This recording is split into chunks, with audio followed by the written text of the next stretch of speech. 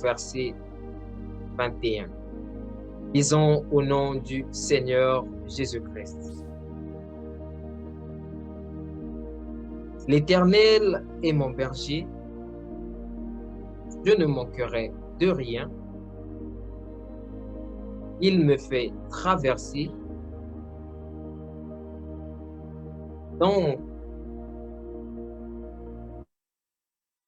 il me fait reposer dans de verts pâturages.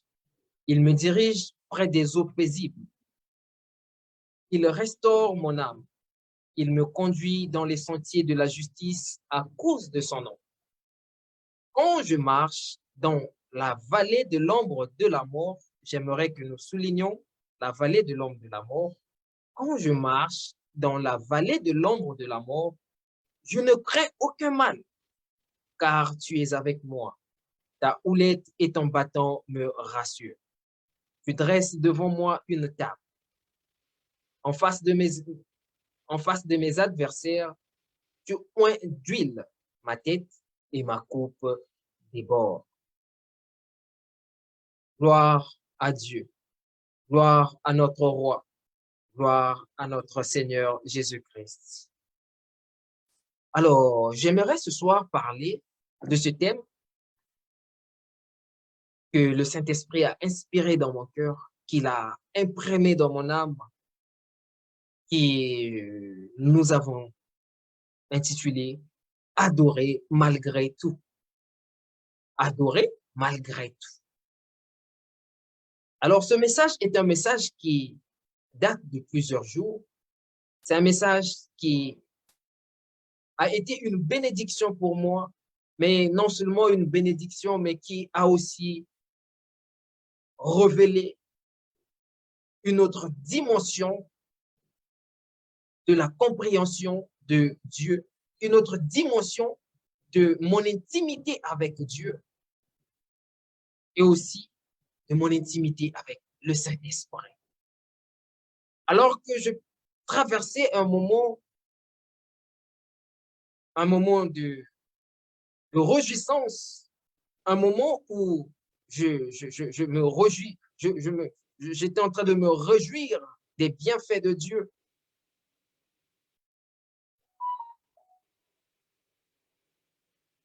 Je disais à Dieu, Seigneur, merci pour ce que tu fais. Tu as réalisé quelque chose de grand dans ma vie. Tu as réalisé quelque chose de merveilleux dans ma vie. J'adorais Dieu parce que Dieu avait fait quelque chose de bien. Et quand j'adorais Dieu, je louais Dieu, je vis, Dieu m'ouvrit les yeux et je vis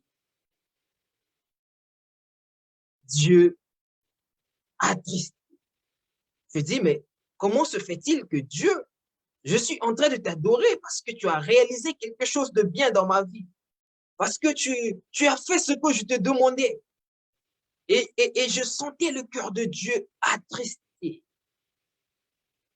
Et je lançais un regard en arrière, je voyais le regard des yeux de Dieu était un regard attristé, d'angoisse.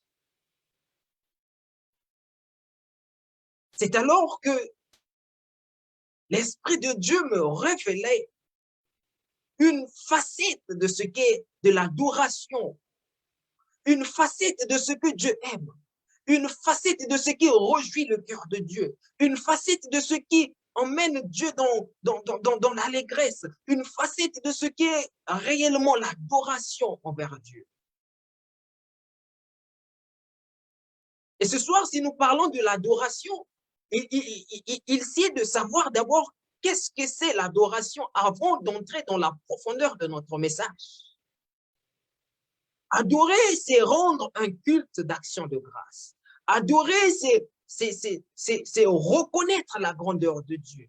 Adorer, c'est reconnaître la magnificence de Dieu. Adorer, c'est observer la bonté et la beauté de la nature à travers de la nature, de la création tout entière et reconnaître qu'il y a un créateur. Adorer, c'est dire ce que Dieu est Adorer, c'est exprimer ce que Dieu est réellement. Adorer, c'est aussi donner à Dieu ce qui lui revient. Et dans l'adoration, nous avons deux types, deux dimensions dans l'adoration.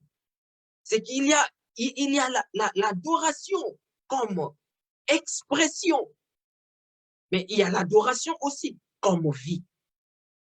Ça, ce sont les deux grandes dimensions, les deux types d'adoration que nous pouvons avoir. L'adoration comme expression et l'adoration comme vie. Et ce soir, j'aimerais parler de l'adoration comme expression. Lorsqu'on parle de l'adoration comme expression, c'est cette adoration qui consiste à dire à Dieu les bons mots, les beaux mots, à dire, à exprimer aux yeux du monde ce qu'est notre Seigneur. Exprimer aux yeux de la création tout entière qu'il est le roi des rois. Exprimer aux yeux de ceux qui ne croient pas en Jésus qu'il est le Messie, qu'il est l'agneau de Dieu qui est venu pour ôter le péché du monde. Adorer comme expression, c'est dire à Dieu, merci pour tout ce que tu fais dans ma vie. Adorer comme expression, c'est exprimer à Dieu cet amour, cette expression de tout ce qui ressort de la bonté, de la grâce céleste. Et la Bible nous donne l'expression, nous donne l'exemple de l'adoration expressive avec le livre d'Apocalypse, chapitre 4, nous révèle comment autour du trône de Dieu, les anges l'adorent. La Bible dit que les anges l'adorent, les séraphins l'adorent, et même les 24 vieillards se prosternent autour de son trône et tous disent « Saint, Saint, Saint est l'Éternel des armées, Saint, Saint, Saint, celui qui est assis sur le trône très élevé. » Oh Jésus, oh Jésus, Jésus, Jésus, Jésus, Jésus, Jésus, oh Père, Seigneur. Le livre de l'Apocalypse nous révèle l'adoration expressive, nous révèle l'adoration expressive dans toutes ses formes, Et le livre de l'Apocalypse est le seul livre qui nous prouve, qui nous montre, qui nous enseigne la véritable adoration expressive. Car autour du trône de Dieu, les anges disent, tu es digne, Seigneur, de recevoir l'adoration, recevoir l'honneur, la puissance, car toutes choses ont été créées par toi. Voici l'adoration expressive que les anges rendent à notre Seigneur Jésus-Christ. Et si les anges adorent Dieu, si les anges louent Dieu, si les anges rendent un culte d'hommage à notre Seigneur Jésus-Christ, les hommes aussi sont appelés à lui rendre un culte d'adoration. Et cette adoration devrait être soit une adoration expressive ou une adoration comme étant une vie. L'adoration comme étant une vie, c'est cette adoration qui consiste à se prosterner devant Dieu, à obéir au commandement de Dieu, obéir à la volonté de Dieu, obéir à la parole de Dieu, pratiquer la parole de Dieu, vivre dans la sainteté, vivre dans la sanctification. C'est une forme d'adoration. Tous ceux qui vivent avec Dieu dans la sainteté, qui vivent dans la sanctification, qui respectent la parole de Dieu, qui pratiquent la parole de Dieu, sont des adorateurs. Mais chaque adoration a une dimension. Chaque adoration a un niveau. Chaque adoration a ses effets dans la vie de tout un chacun. Et comme je disais que le thème de mon message ce soir est adorer malgré tout, j'aimerais juste parler de l'adoration expressive. Cette adoration qui doit ressortir de nous. Cette adoration qui doit sortir de ma bouche. Cette adoration qui doit continuellement envahir mes lèvres, envahir tes lèvres aussi.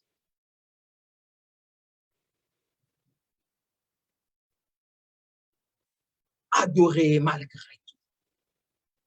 Alors que la Bible nous dit dans Psaume 23, une expression, nous montre une expression d'adoration de David. David, après avoir vécu les bienfaits de Dieu, après avoir vécu la grandeur de Dieu, après avoir vécu des bonnes choses et que Dieu les sauvait entre les mains de Saoul, les sauvait entre les mains de l'armée de Saoul, entre les mains de ses ennemis, entre les mains de toutes ces choses, David dit, oh, l'Éternel est mon berger, je ne manquerai de rien. Je ne manquerai de rien. L'Éternel est mon berger. Oh, c'était une expression d'adoration que David était en train de rendre à Dieu. David était en train d'élever Dieu en disant qu'il est le berger et qu'étant son berger, il ne manquerait de rien. David dit encore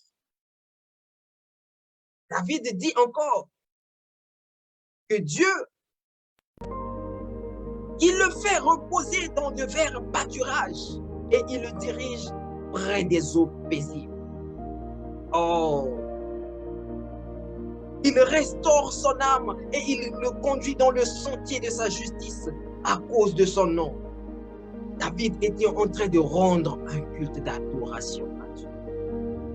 Parce qu'il est celui qui est fidèle à sa parole. Il est celui qui s'est révélé à lui dans la forêt, qui s'est révélé à lui à travers le prophète Samuel, qui s'est révélé à lui à travers des grands hommes de Dieu, même dans des visions. Il est celui qui l'a protégé des ours et des lions dans la forêt. David est en train de rendre un culte d'adoration à Dieu. Mais l'adoration de David ne s'est pas arrêtée à rendre gloire à Dieu parce que Dieu était bon, parce qu'il le sauvait, parce qu'il le protégeait, parce qu'il était celui qui était fidèle à sa parole. David, dans le psaume 23, il dit quelque chose de magnifique, de majestueux, de majestueuse, quelque chose qui est très, très, très profonde. Au verset 4, il dit, « Quand je marche dans l'ombre de la vallée de la mort, je ne crains aucun mal, car tu es avec moi. Ta houlette et ton bâton me rassurent. Me rassurent. Et tu dresses devant moi une table en face de mes adversaires. Je oins d'huile ma tête et ma coupe déborde. » Il ira jusqu'au verset 6, il dit, « Oui, le bonheur et la grâce m'accompagneront tous les jours de ma vie et j'habiterai dans la maison de l'Éternel jusqu'à la fin de mes jours. » En lisant ce verset, pour la première fois, j'ai été estomaqué, offusqué de lire et d'être conscient du verset 3 du psaume 23, verset 4. Quand je marche dans l'ombre de la vallée de la mort. Waouh! Donc, l'Éternel peut être notre berger et nous pouvons marcher dans l'ombre de la vallée de la mort. Waouh!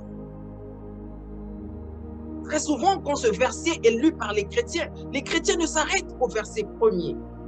Quand ce chapitre est lu par les chrétiens, il ne s'arrête au niveau où David dit « L'Éternel est mon berger, je ne manquerai de rien. » Peu de personnes lisent et déclarent aussi que je marcherai dans l'ombre de la vallée de la mort. Nous croyons toujours que Dieu ne nous fera que des bonnes choses. Il ne fera que ce qui est beau devant nos yeux. Mais David, il dit que malgré que l'Éternel soit notre berger, nous pouvons marcher dans l'ombre de la vallée de la mort.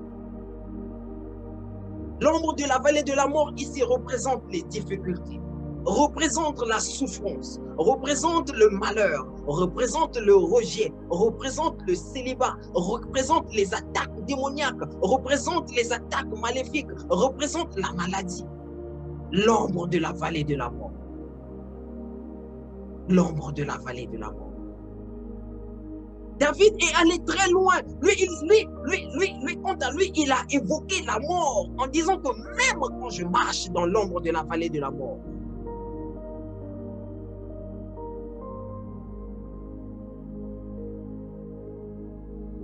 je ne crains aucun mal, car il est avec moi. Et nous, lorsque nous traversons l'ombre de la vallée de la mort, nous oublions que l'Éternel est toujours avec nous. Nous oublions que Dieu est avec nous. Celui qui a été avec nous en Égypte est toujours avec nous dans le désert. Celui qui a été avec nous lorsque nous crions l'Éternel est mon berger, je ne manquerai de rien, est aussi avec nous dans l'ombre de la vallée de la mort. C'est là que nos bouches cessent d'adorer Dieu. Non, David n'a juste pas dit que l'Éternel est mon berger. Il n'a juste pas dit que dans toute ma vie, le bonheur et la grâce m'accompagneront. Il ne s'est pas juste arrêté là, mais il a reconnu qu'il y aura l'ombre de la vallée de la mort. La vallée de l'ombre. Il a reconnu que nous marcherons dans la vallée de l'ombre de la mort. Nous marcherons et l'ombre de la vallée de la mort arrivera un jour dans notre vie. Ici, il est question de ressortir notre façon de vivre avec Dieu. Notre façon d'adorer Dieu quand tout va mal. Notre façon de lever Dieu quand le malheur, la souffrance, la disette, l'humiliation, l'opprobre arrive dans notre vie.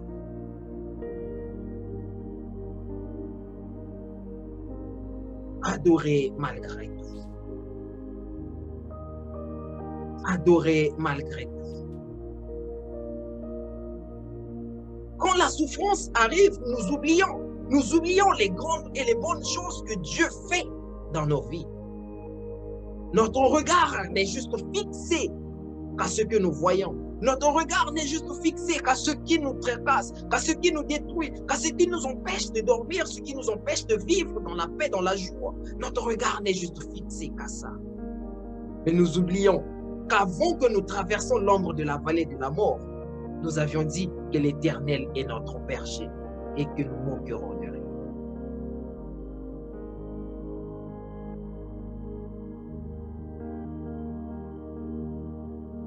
La Bible nous parle des enfants d'Israël.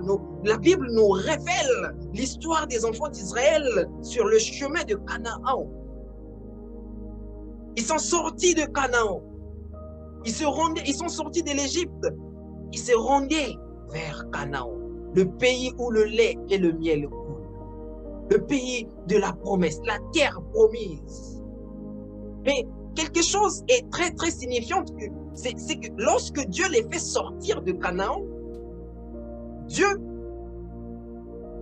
ne les a pas fait sortir d'une manière ordinaire. Dieu a opéré des miracles. Il a tué des enfants en Égypte. Il a fait tomber même des crapauds du ciel. Il a fait tomber de la maladie. Il a rendu les Égyptiens malades. Dieu s'est manifesté dans toute sa puissance, dans toute sa plénitude. Et les enfants d'Israël voyaient comment Dieu était grand envers Pharaon et envers eux.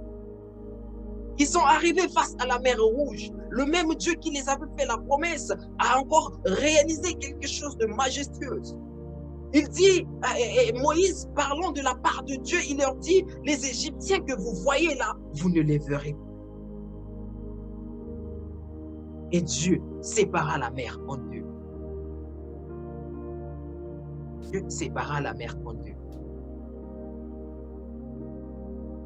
Chose curieuse, lorsqu'ils arrivent dans le désert, quand la souffrance commence, le Dieu qu'ils étaient en train d'adorer quand ils séparaient la mer, le Dieu qu'ils étaient en train d'adorer quand Pharaon les pourchassait et que derrière eux, il y avait la colonne de feu et il y avait la nuée, la colonne de feu et devant eux, toutes ces choses.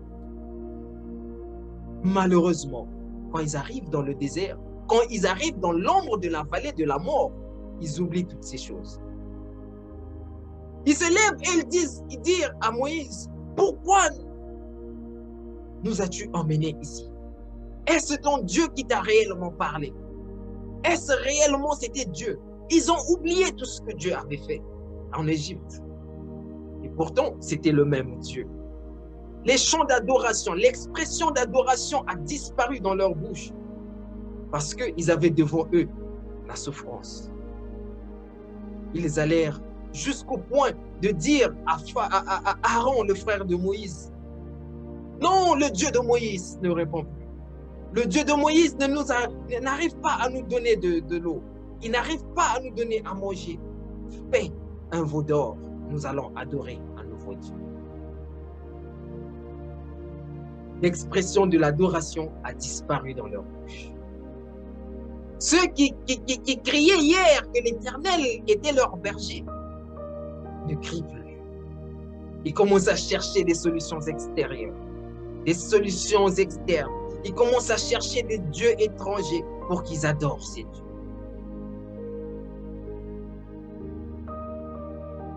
Alors que celui qu'ils adoraient n'était pas un homme pour mentir. Celui qu'ils adoraient n'était pas un homme pour ne pas réaliser l'impossibilité. Celui qu'ils adoraient était le Dieu qui était capable de faire sortir l'eau du rocher.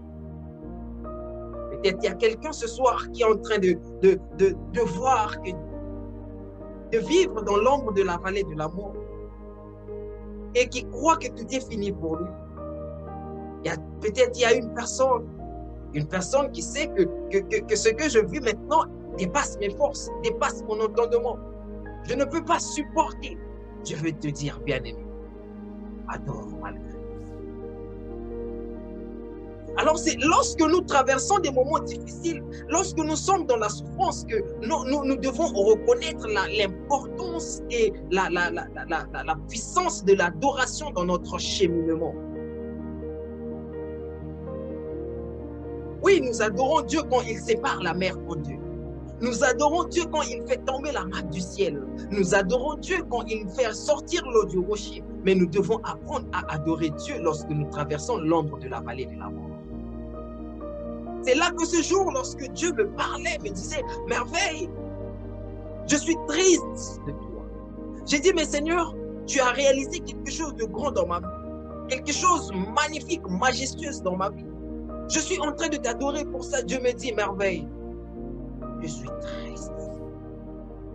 Et quand je voyais le cœur de Dieu attristé, je me disais, mais comment est-ce que Dieu, il doit recevoir l'adoration de ce qu'il vient de faire? Ne veut pas recevoir cette adoration. Ne reçoit pas cette adoration avec joie. C'est là que le Saint-Esprit me révèle. Et Dieu me dit, merveille, vous ne m'adorez que lorsque je fais des grandes choses dans vos vies. Mais vous ne m'adorez pas lorsque je fais des choses que même vous n'arrivez pas à voir. Vous ne savez pas apprécier le bonheur que je vous donne. Je dis, Seigneur, mais j'apprécie ce que tu as fait. Tu viens de faire quelque chose de grand. Dieu me dit, non, merveille. Je veux recevoir de l'adoration de toi et de vous. Parce que j'ai fait des choses que vous, quelquefois, vous pensez être infimes, être petites, mais qui, à mes yeux, ont de la valeur. Je dis à Dieu, mais Seigneur, quelle est la chose que je peux t'adorer maintenant, Seigneur? Je ne vois rien du tout pour t'adorer, rien. C'est là que Dieu me dit, merveille, observe bien en toi. Il y a des choses desquelles tu peux m'adorer. Je regardais en moi, je m'observais, je disais à Dieu, je ne vois rien, Seigneur. C'est là que Dieu me dit, il y a des privilèges que je te fais, que d'autres personnes n'ont pas. Il y a des privilèges que tu as, que d'autres personnes n'ont pas. Merveille, observe bien. Tu marches, tu as des pieds. Il y a des hommes qui n'ont pas des pieds et qui crient à moi, qui crient jour et nuit, Seigneur, donne-moi, fais-moi grâce de marcher. Mais toi, tu marches normalement. Tu n'as aucun problème avec tes pieds. n'est-il pas un sujet d'adoration envers moi? Merveille! Il y a des gens qui sont en train de faire des chirurgies pour avoir des cheveux. Mais toi, tu as des cheveux. N'est-ce pas avoir des cheveux pour ces personnes n'est pas un lourd fardeau? Il y a des gens qui sont en train de payer des sommes d'argent dans les hôpitaux, ne fût-ce que pour avoir la barbe que toi tu as. Merveille. Il y a des gens qui sont en train de changer leurs lèvres parce qu'ils ont des becs d'oiseaux. Ils ont des becs, des lèvres déformées. Mais toi, tu as des lèvres. Merveille. Observe bien. Il y a des gens, quelque part, qui ont une taille très courte, très petite, mais qui crient envers moi, qui auraient voulu que je leur donne une taille normale. Et toi, tu as une taille normale. Alors que quand j'ai fait quelque chose que tu n'as pas, quand il te manque quelque chose, tu viens envers moi, tu cries, tu manques même des mots pour m'adorer. C'est parce que tu n'as pas cette chose que tu désires. Mais moi, je veux que tu m'adores même pour des petites choses. Je veux que tu m'adores même pour des choses infimes. Pour des choses que toi, tu vois selon tes yeux, qui n'ont pas de forme, qui n'ont pas de valeur. Mais à mes yeux, on est là. Et je tombais devant moi. Je me prosternais ce jour en disant, Seigneur, je pêche devant toi. Je pêche, Seigneur. Je me suis prosterné et je criais à Dieu, pardonne-moi, Seigneur, de ce que je ne suis pas reconnaissant des petites choses. Des choses que moi j'appelle petites choses, mais qui pour toi sont des grandes choses. Pour toi sont des grandes choses. Mon regard n'était tourné qu'à des choses, Seigneur, que je croyais être grandes. Des choses que moi j'appelle des grandes choses, mais qui devant toi ne sont en réalité pas des grandes choses. Mais les grandes choses sont ces choses que tu fais. Et que je n'arrive pas à apprécier. Et le Seigneur me disait, l'Esprit de Dieu qui mouvait autour de moi me dit, Merveille, observe un peu, pendant la période du coronavirus, comment est-ce que les hommes étaient enfermés dans les maisons. Regarde, observe comment est-ce que les hommes commençaient à apprécier le bonheur de marcher dans la rue, sans pour autant qu'il y ait une contravention, sans pour autant qu'il y ait une personne qui va leur dire, mais tiens, toi, tu n'as pas de masque, tiens, toi, pourquoi tu es sorti? Est-ce que toi, tu es sorti à 21, à 23 heures, c'est l'heure du couvre-feu, et pourquoi tu es dehors? Les hommes ont commencé à apprécier la liberté. Et moi, je vous donne la liberté tous les jours. Je vous donne ces choses. Les hommes ont appris à apprécier le bonheur de marcher librement dans la rue. Parce que le coronavirus est venu vous mettre en quarantaine. Mais hier, quand dans ce monde, il n'y avait pas de coronavirus. Les hommes ne m'adoraient pas pour la liberté qu'ils avaient. Et aujourd'hui, des cris montaient vers moi. Des cris montaient vers moi pour dire, Seigneur, sauve-nous du coronavirus. Mais combien en était-il à m'adorer lorsque tout allait bien? Combien était-il à observer Dieu, et à observer la liberté, le bonheur qu'ils avaient d'aller dans les supermarchés, d'aller dans des malls, d'aller par-ci, par-là? Combien était-il à m'adorer pour ça?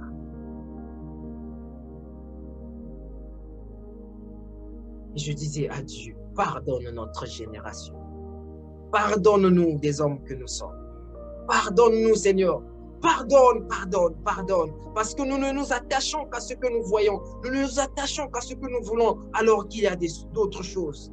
Des vrais sujets d'adoration. Des vrais sujets d'adoration.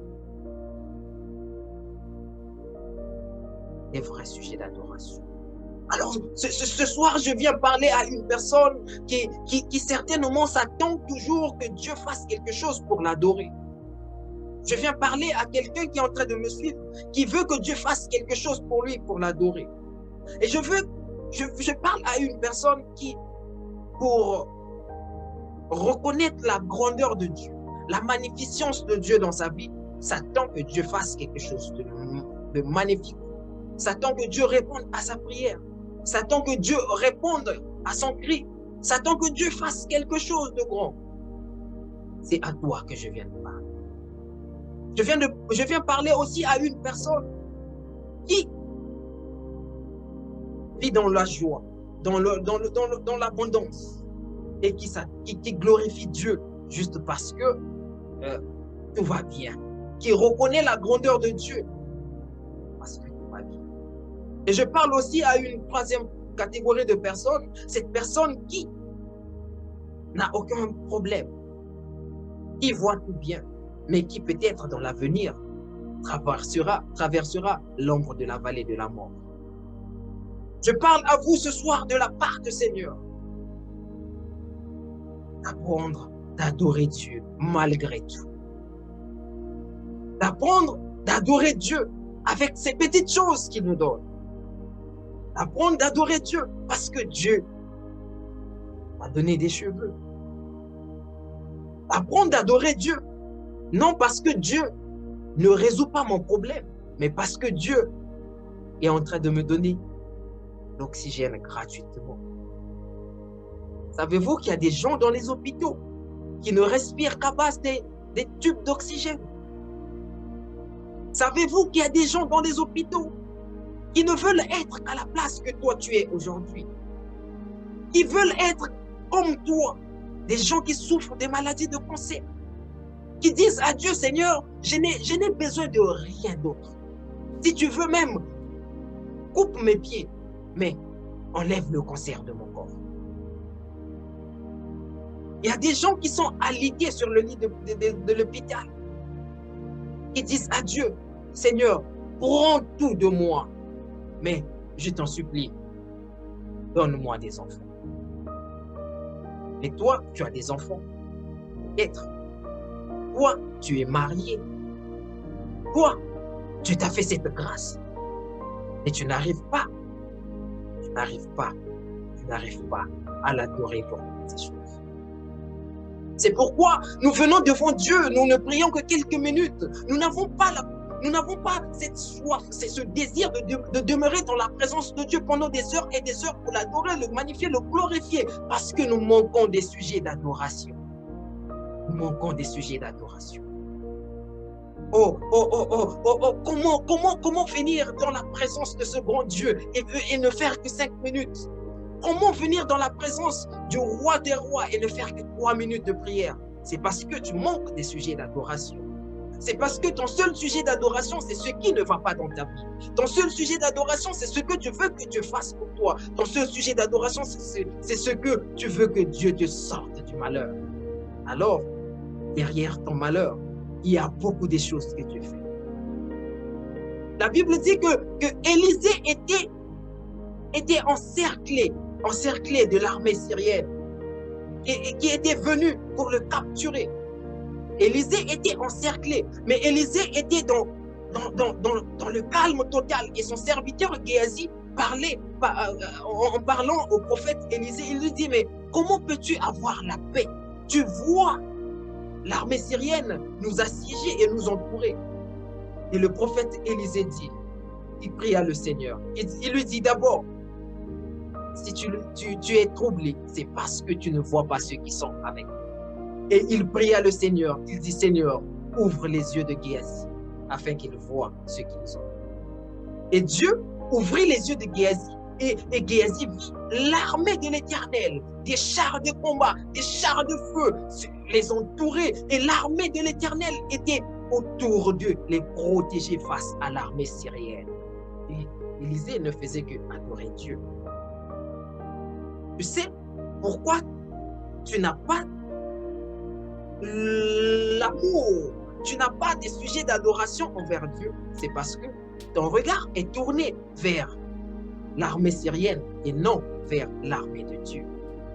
Et non vers les anges de Dieu qui t'entourent. C'est parce que tu ne veux pas ou tu ne peux pas, tu ne sais pas apprécier la grandeur de Dieu dans les petites choses qu'il fait. Dieu fait des choses majestueuses, merveilleuses autour de toi que tu ne vois pas et que tu ne sais pas comment l'adorer. Dieu fait des choses. Il nous protège de nos ennemis. Il nous éloigne de la souffrance. Il nous éloigne de la maladie. Il envoie ses anges autour de nous pour nous protéger face au filet que l'ennemi tend vers nous. Il y a des personnes parmi nous qui sont en train de suivre ce live, qui sont en train de suivre ce message qui a été cité parmi les morts. Mais Dieu a envoyé son ange pour te protéger. Mais tu ne sais pas adorer Dieu pour cela.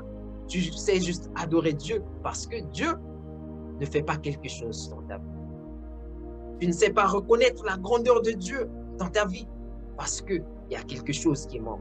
Parce que Dieu ne te guérit pas de ta maladie. Parce que Dieu ne t'éloigne pas de la souffrance que tu vis. Alors que Dieu fait beaucoup plus que ça. C'est pourquoi tu dois l'adorer.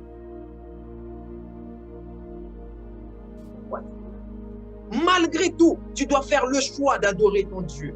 Malgré tout, tu dois faire le choix de t'attacher à Dieu. Malgré tout, tu dois faire le choix de dire à Dieu qu'il tombe à ma gauche 10 000, à ma droite 1000.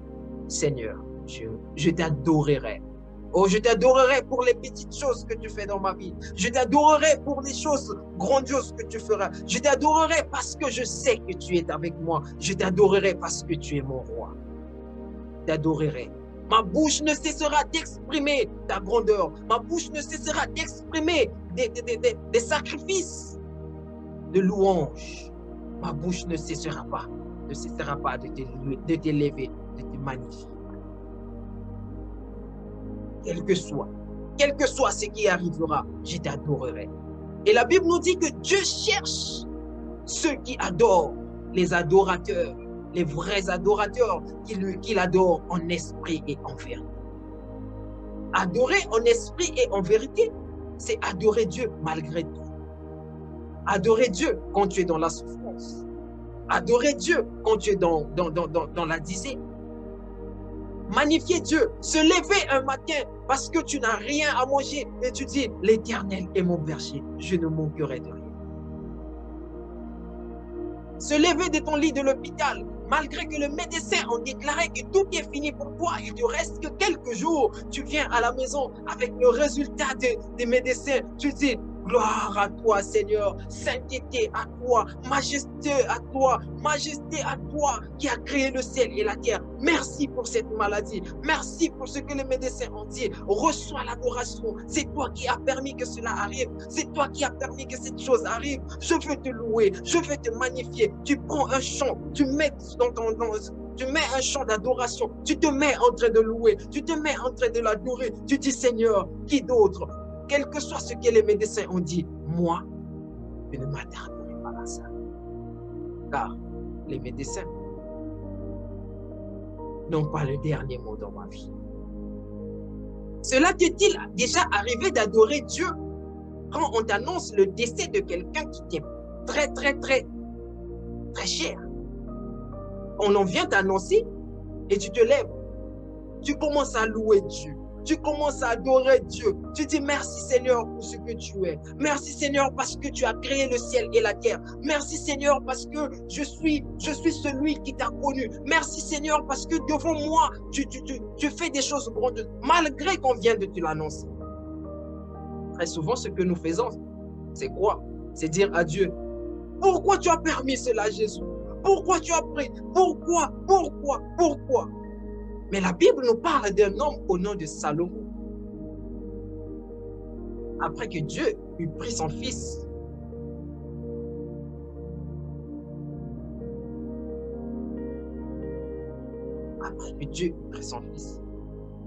il dit, l'Éternel a donné, l'Éternel a repris.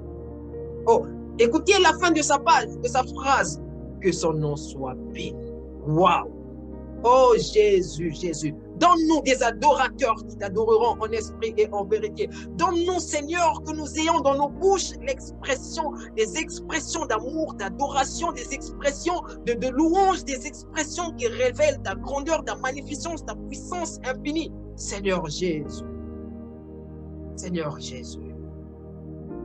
Oh Jésus. La Bible nous révèle encore Pierre dans la Bible. Pierre était dans la prison, attaché dans la prison. Mais ces hommes qui étaient emprisonnés avec Pierre, tous, ils étaient abattus. Tous étaient abattus sur leur sort. Peut-être qu'il y avait des hommes dans cette prison à qui on avait condamné 30 ans, 40 ans. Peut-être une prison à perpétuité. Qui étaient déjà abattus sur leur sort. Pierre était aussi emprisonné.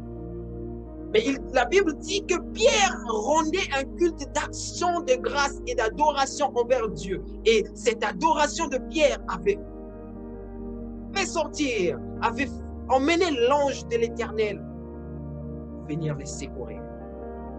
Je parle à une personne qui vit des moments difficiles. Peut-être se trouve dans une prison, appelée la maladie, appelée la souffrance, appelée l'humiliation. Une prison qui te fait croire que tout est fini pour toi. Peut-être on a déjà donné le verdict pour toi, que rien. Une personne qui vit dans les liens de famille, une personne qui vit des tribulations, qui souffre, au point où même c'est difficile de joindre les deux bouts du mois. Oh, à toi qui es attaché par les liens de la famille, à toi à qui on a déclaré que la malédiction de ta famille ne s'arrêtera jamais. Je veux te dire, adore Dieu pour le problème que tu as. L'adoration est une puissance. L'adoration est une puissance, est une arme qui appelle les anges dans notre vie. L'adoration est une expression qui sort de notre vie et qui fait bouger Dieu de son trône. La Bible dit que Dieu siège dans la louange et dans l'adoration. Quand tu adores, tu appelles Dieu dans ton problème. Quand tu adores Dieu pour ton problème, en d'autres mots, tu dis à Dieu, prends mon problème et règle-le. Quand tu adores Dieu parce que tu traverses un moment qui dépasse tes forces, en d'autres termes, tu dis à Dieu, Seigneur, je veux t'élever et que toi, tu t'occupes de mon problème. L'adoration est une clé. Vous lirez dans la Bible les grands hommes comme David passaient tout leur temps à adorer Dieu. Même quand tout allait mal. Parce que David, ces hommes, ils savent le secret de l'adoration. Et le peuple de Dieu de nos jours ne sait pas le secret de l'adoration. Peu d'enfants de Dieu connaissent le secret de l'adoration. Nous faisons le contraire. Au lieu d'adorer Dieu, nous nous plaignons parce que Dieu n'a pas encore fait. Oh, je vais te parler d'une histoire très connue dans la Bible. L'histoire de Lazare. Lazare était l'ami de Jésus. Et on envoya à Jésus un messager pour lui dire que ton ami Lazare est malade. Jésus ne vint pas aussitôt pour guérir Lazare. Lazare était décédé. Les sœurs de Lazare, Marthe, quand ils virent Jésus venir, ils dirent à Jésus, mais où étais-tu depuis ce temps? Si tu étais là, notre frère n'allait pas mourir. Mais elle ne savait pas que, au lieu de se plaindre de ce que Jésus n'était pas là, elle devrait normalement adorer Dieu, de ce que lorsque Jésus viendra, Jésus ressuscitera Lazare. Oh my God! Oh Jésus! Marthe et sa sœur devraient normalement adorer Dieu parce qu'ils savent que celui qui va venir, c'est celui qui va ressusciter notre frère. Parce qu'ils devaient savoir dans leur esprit qu'il n'est pas là, mais il viendra pour donner la solution. Et ce soir, il y a des Marthes. Il y a des Marthes qui me suivent maintenant, qui au lieu de savoir que Jésus viendra, qui au lieu de savoir que Jésus viendra pour ressusciter ton problème, pour ressusciter ta maladie, pour guérir ta maladie, pour donner la solution à ton célibat, pour t'envoyer des anges, qui au lieu de l'adorer pour ce que Jésus va faire, quand il sera là et quand son temps arrivera, tu te comportes comme Marthe. Tu dis, Pourquoi m'as-tu abandonné, Seigneur? Pourquoi es-tu loin de moi? Pourquoi fais-tu des choses dont je ne m'attends pas? Pourquoi, Jésus, tu es loin? Pourquoi tu n'entends pas mes prières? Tu cries à Dieu. Bien-aimé, qui t'a dit que Dieu ne t'entend pas? Qui t'a dit que Dieu ne t'entend pas? Le diable. Non. Détrompe-toi. Détrompe-toi. Dieu a entendu ta prière depuis le premier jour que tu l'as adressée à lui. Mais le problème avec toi, ce qui fait que tu ne te rends pas compte que Dieu a entendu tes prières, c'est que tu n'étais pas plongé dans l'adoration. Parce que l'adoration appelle les anges. La Bible dit que Daniel avait prié pendant 21 jours. Pendant 21 jours. Jeûné et prié. Daniel croyait que sa prière n'était pas exaucée. Mais Dieu avait, lorsque l'ange de Dieu vint vers Daniel, il lui dit que Dieu avait exaucé ta prière dès le premier jour. Je parle à une personne, Dieu avait déjà exaucé tes prières. Tu as juste besoin de l'adorer. De l'adorer. De l'adorer. De l'adorer. Et lorsque tu vis des moments difficiles, des moments de tribulation, des moments de souffrance, la meilleure façon d'adorer Dieu, c'est de l'adorer pour les petites choses que Dieu. Pour les petites choses que nous avons. Ton adoration ne doit pas dépendre de ta situation. Ton adoration ne doit pas dépendre de ta situation, ne doit pas dépendre de ta maladie, ne doit pas dépendre de ton problème de finance, de ton problème d'enfantement, de ton problème de célibat. Ton adoration doit dépendre de ta relation que tu as avec Dieu. Car seuls les intimes savent adorer quand tout va mal. Seuls les intimes savent adorer quand tout va mal.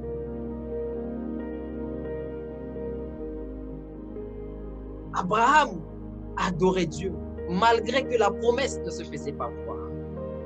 Oh, il est l'exemple d'un adorateur par excellence. Il est l'exemple d'un adorateur par excellence. Malgré que l'enfant de la promesse ne venait pas, Abraham adorait Dieu. Est-ce que tu adores, tu continues toujours d'adorer Dieu?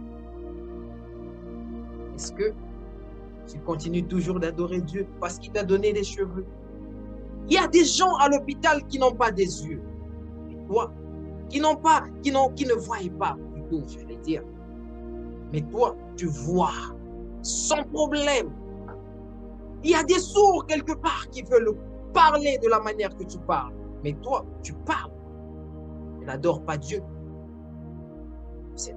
pour cette grâce qu'il a fait dans ta vie. Tu passes trop ton temps, bien-aimé, à prier pour tes ennemis. Tu passes trop ton temps à prier pour ta maladie. Tu passes trop ton temps à braquer ton regard sur Satan, les démons et les esprits méchants. Tu passes trop ton temps. Oh. Le temps que tu passes à regarder Satan, à prier pour les ennemis, prier pour tes problèmes, je veux te donner une clé.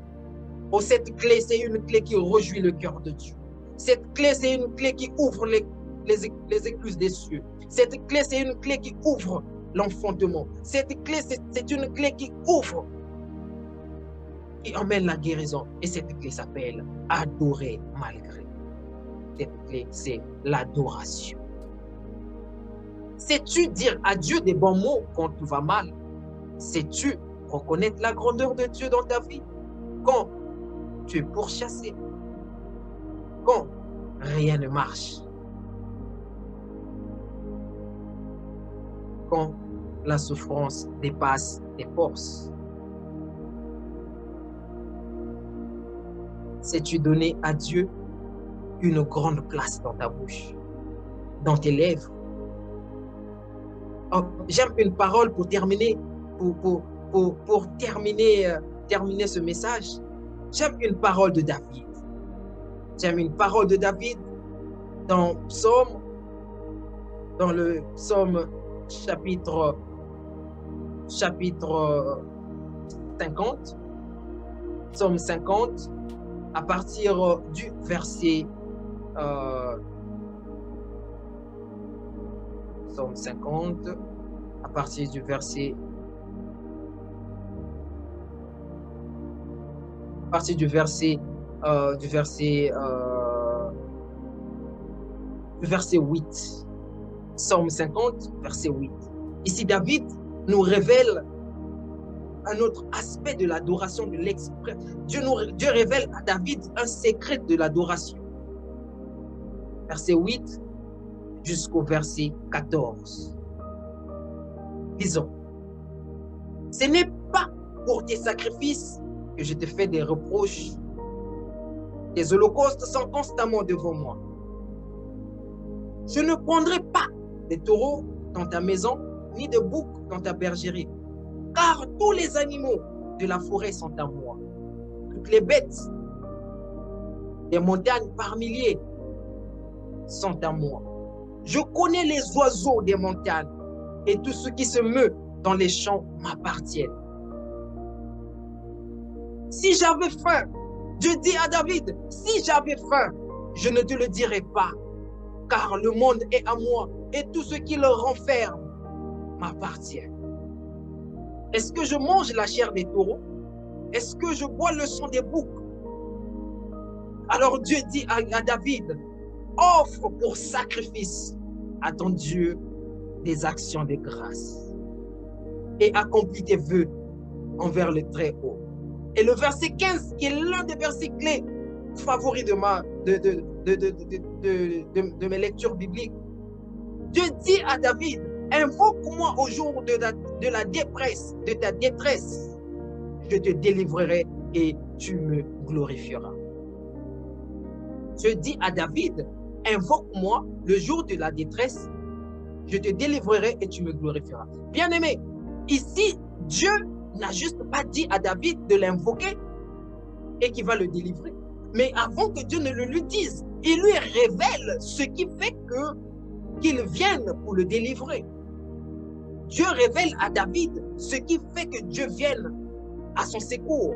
Et ce qui fait que Dieu vienne au secours de David, c'est l'adoration. Comme il a dit au verset 14, offre à Dieu des actions de grâce.